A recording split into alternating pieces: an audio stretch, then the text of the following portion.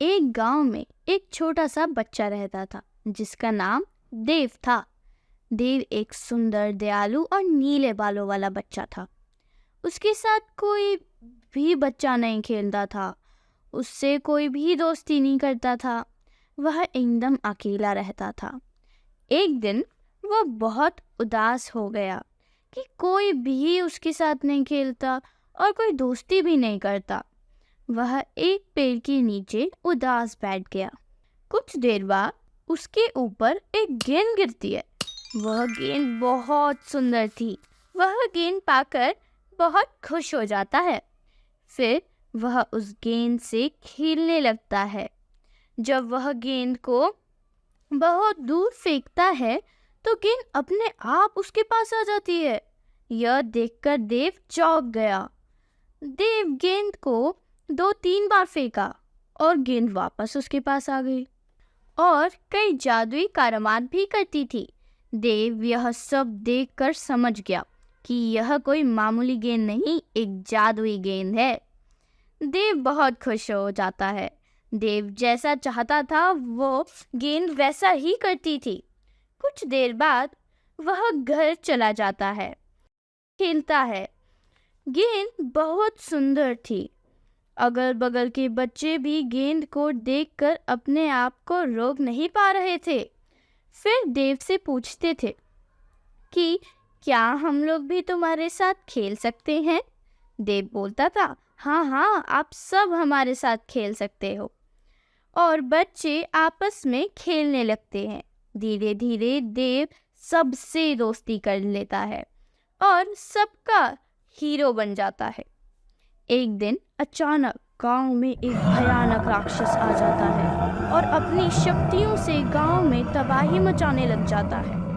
गांव वाले डर के मारे अपने घरों में छुप गए। यह खबर राजा को पता चलती है।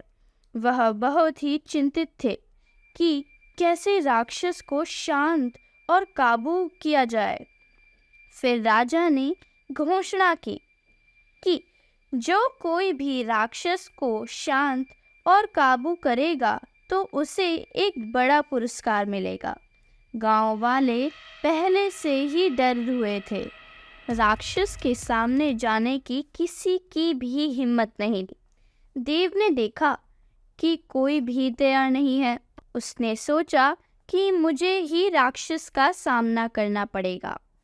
देव ने कहा कि मैं राक्षस के पास जाऊंगा। उसकी बात सुनकर गांव वाले हंसने लगे और कहा कि तू तो एक बच्चा है, यह काम तेरे बस की बात नहीं। देव ने अपनी जादुई गेंद को दिखाकर कहा कि मेरे पास शक्तिशाली और जादुई गेंद है जिससे मैं कुछ भी कर सकता हूँ। उसने गेंद को राक्षस की दिशा की तरफ फेंका और पकड़कर उसकी तरफ उड़ता हुआ पहुंच गया। राक्षस ने देव को देखकर चौंका और कहा, तू इतना छोटा सा, लेकिन तू मेरे सामने आने की हिम्मत किया। मैं तुम्हें विशेष रूप से छोड़ देता हूँ। तब देव ने राक्षस से पूछा कि आप हमारे गांव में तबाही क्यों मचा रहे हो, क्यों सबको परेशान कर रहे हो और आपको क्या चाहिए। राक्षस कहता है कि मुझे बहुत सारा खाना चाहिए, नहीं तो मैं सारा गांव खा जाऊंगा। देव ने राक्षस से कहा कि ठीक है, हम आपको बहुत सारा खाना देंगे, बस आपको मेरा एक छोटा सा काम करना होगा। इसके बाद मैं आपको बहुत सारा खाना दूंगा। राक्षस बोला, वो क्या काम है। देव बोलता है, मेरी एक गुलाबी गेंद उस झाड़ी में गिर गई है, क्या आप मुझे वह लाकर दे दोगे। राक्षस बोला, हाँ, बस इतना सा काम है, रुको अभी लाता हूँ। राक्षस जैसे ही झाड़ी के पास गेंद लेने गया वैसे ही गेंद दूसरी जगह चली गई। राक्षस जैसे जैसे गेंद के पास जाता गेंद दूसरी तरफ चली जाती। बहुत समय तक यह चलता रहा। फिर राक्षस बेचारा थक कर बैठ गया। थोड़ी देर बाद गेंद राक्षस के पास गई। राक्षस ने सोचा कि अब तो गेंद को पकड़ लूंगा। जैसे ही राक्षस ने गेंद को पकड़ना चाहा, वैसे ही गेंद उड़ गई। अब राक्षस रोने लगा और बोला कि मैं इस गेंद को नहीं पकड़ूंगा, मैं हार मानता हूँ। बोलो, अब मुझे क्या करना होगा? कोई बात नहीं, हम आपको खाना भी देंगे और रहने के लिए घर भी देंगे। इसके बदले आपको हमारे गांव वालों की मदद करनी होगी। किसानों के साथ खेतों में मदद करनी होगी और जानवरों को चराने ले जाना होगा। आप हम बच्चों के साथ भी खेल सकते हैं। राक्षस देव की सारी बातें मान लेता है।